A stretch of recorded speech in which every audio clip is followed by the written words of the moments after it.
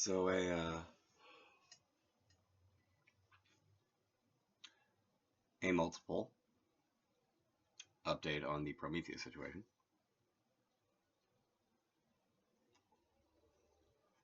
That was actually kind of scary, honestly. So like Prometheus being what he is as a Titan, as a primordial, and like I kind of understood this yesterday, but it became a lot more important today. It's literally actually tied to all things red. All things red. All things that emit red light or reflect it. Because it's tied to red light, because of the red shift, because of it being tied to the future and foresight. And that's probably been a massive inconvenience for like literally everyone. I'm not even joking.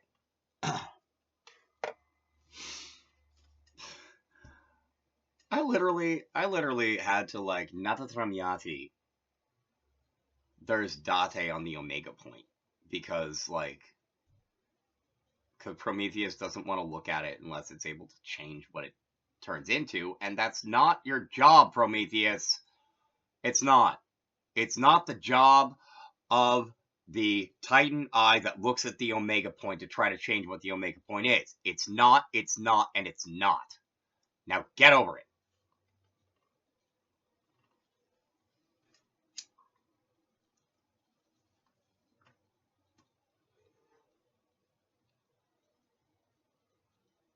Yes, Prometheus, you wonder why this is unfair. Alright, also, because Prometheus is a coward, and Prometheus never let himself get chained to a malefactor stone to have his freaking liver eaten out by a eagle. Now I can't obviously physically do this, but to let the Puritana regain some of its actual like basis in Puritana, I had to use a mantra on a previous thing to like make a malefactor stone, chain myself to it, and call Garudas to come eat my liver out because Prometheus too much of a coward to do it even in his own freaking myth.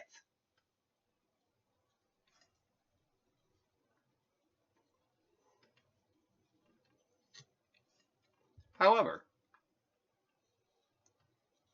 this is about Titans in more than one way. Now, in a previous episode, I talked about doing Nurtum for the Anantasapta Graha Asura, like the like Infinite Seven Titans that are like the endless. They're the Graha Asura, they're dragon titans. They're dragons because of like their relationship with reality, and they're titans because of like a number of things. Not the least of which is they exist out around Mareka, where they can just like be Asura and just like chill there, and like it's not even a big deal. But this is about Greek Titans. I'm going to talk about the ones that got stuck in Tartarus because of DFF Prometheus. There is Oceanus and Tethys. Alright. Oceanus was a Titan son of Uranus and Gaia, the husband of his sister, the Titan Tethys, and the father of the river gods and the Oceanus, as well as being the great river which encircled the entire world. So, actually, Oceanus is a lot like the Midgard serpent in terms of his existence is supposed to circle the entire world. The etymology of Oceanus is obscure and cannot be explained from Greek. The use of Pericles Osiris of the form Ogenos for the name lends support for the name being a loan word. However, to West, there is no very convincing foreign models have been found. Ogen. Ogenis.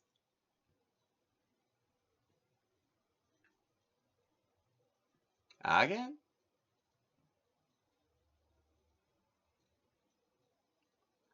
Axianus. Titis.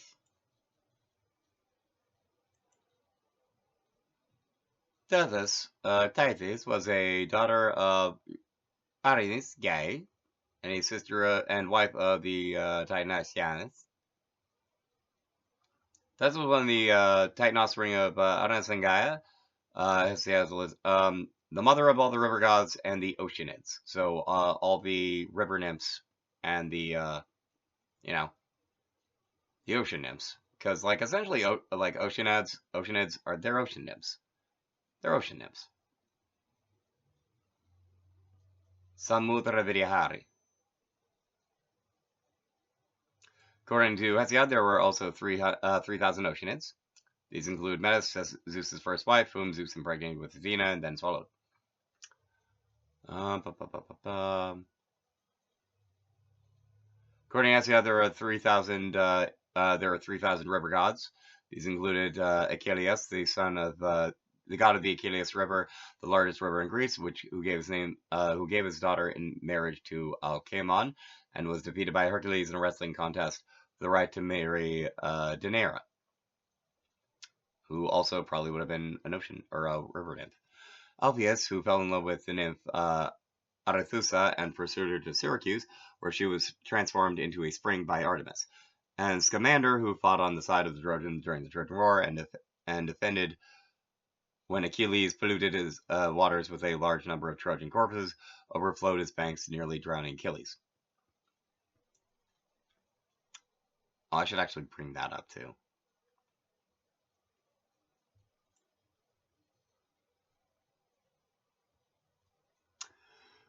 Primeval Mother. Passage in Book 14 of the Iliad called The Deception of Zeus suggests the possibility that Homer knew a tradition in which Oceanus and Tethys, rather than Uranus and Gaia, as in the Hesiod, were the primeval parents of the gods.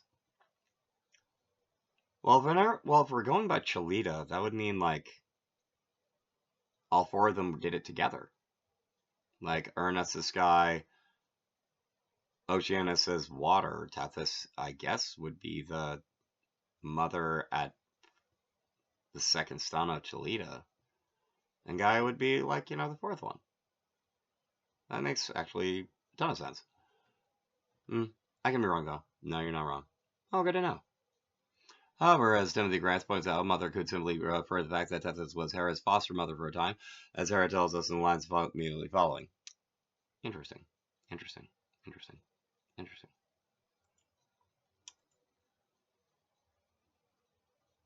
Interesting. Yeah, and there's talking about primeval father as Oceanus. Okay, that makes sense. Okay. Okay. Interesting.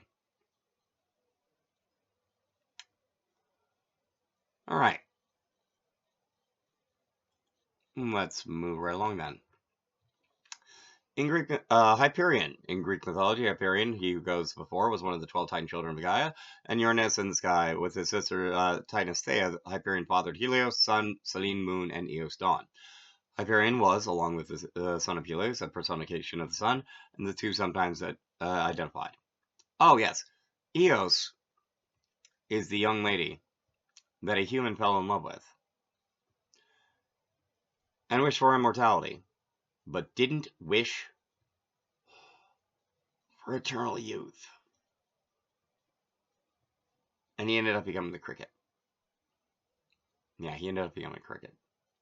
That was a pretty raw deal on his part.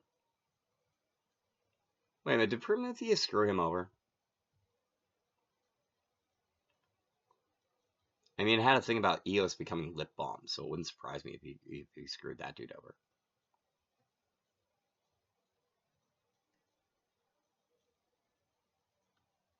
Maybe. Oh, that's rude. That is beyond true rude, Prometheus.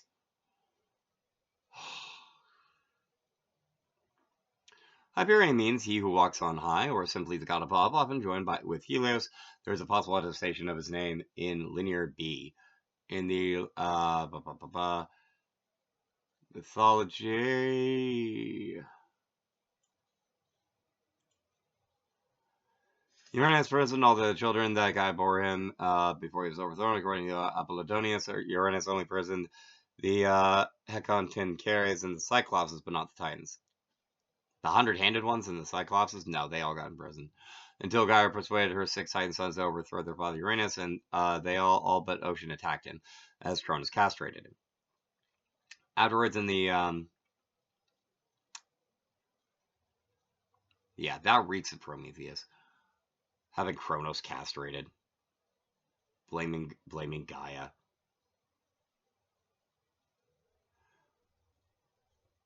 What? How do you know that?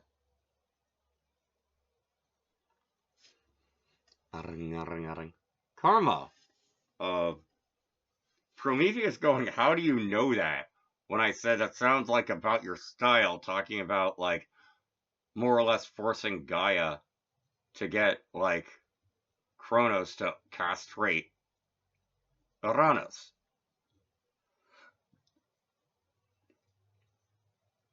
Zaraksaksbara.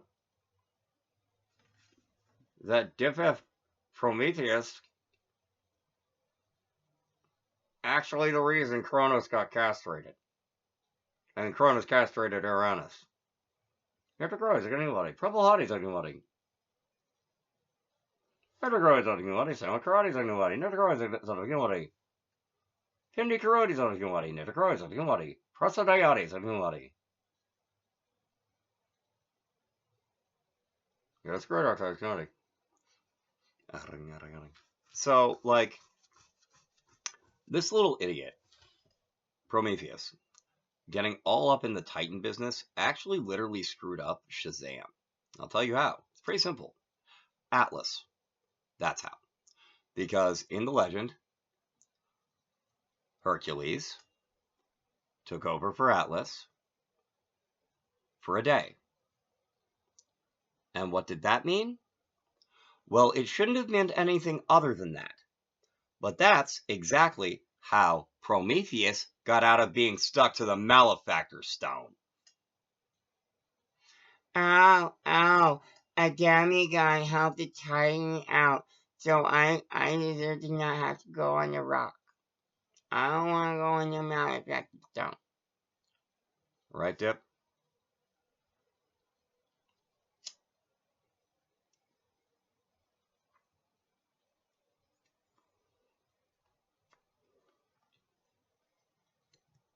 So part of the other stuff that I've been doing along here is doing Godia initiations for Solomon. Helping clear out Hercules' issue with Prometheus because of, well, answer the question or I answer it for you.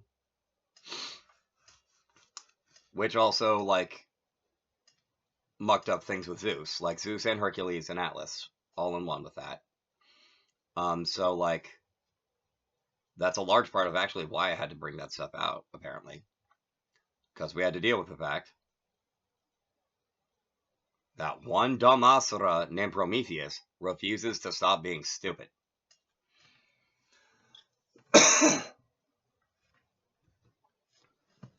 Anyway. So in theory, like, everyone has now done 6 initiations for the 6 parts of Shazam. So that should be a thing. Absorbing that Zostra might actually make the Divya Deepa that I made, like, way more useful. I mean, it's not like they're unuseful now, but, like, seriously. Having, like, something like the actual quick sword, like, backing up the fact that it's working. Oh yeah, also because because of how things work and how, like, stupid that idiot Prometheus was. Like, I have the whole, like, Divya Deepa thing, like, I have all of the various entities associated with, or all the various, like, beings associated with that, like, you know, the Lantern Corps.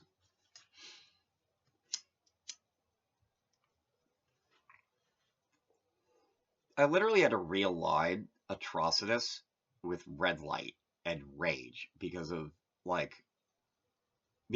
literally actually having to take them from Prometheus. I had to, like, I had to readjust everything. That's so stupid. That's so stupid. That's so stupid. Anyway.